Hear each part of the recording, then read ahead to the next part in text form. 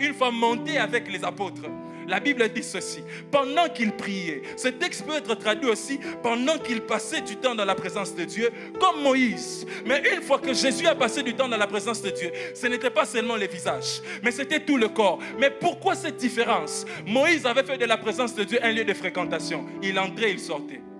Mais dans Jésus, il y avait la plénitude de la divinité de Dieu, soit la plénitude de sa présence. Voilà pourquoi, à chaque fois que tu essaies de vivre complètement dans la présence de Dieu, elle ne vient pas que te donner des habilités, mais elle vient opérer une transformation. Il y a un transfert entre les divins et l'humain qui se fait. C'est comme si Dieu choisit de prendre ceux qui font de la présence de Dieu sa demeure et de se refléter au travers d'eux. Ce que le monde a besoin, c'est de voir Jésus. Ce n'est pas nécessairement de voir des gens tomber sous l'onction. Non.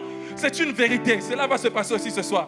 Mais ce n'est pas d'abord ça. Ce que le monde a besoin, c'est de voir Jésus. La Bible dit dans Jean chapitre 12, il y eut des hommes non juifs qui sont venus après l'entrée glorieuse de Jésus. Ils n'avaient qu'une chose en tête, nous voulons voir Jésus. Nous voulons voir Jésus. Il y a des gens dans ce monde qui attendent de voir Dieu. Ils souffrent des maladies compliquées. Ils connaissent des problèmes assez difficiles. Mais la seule réponse à cela, c'est de voir Dieu.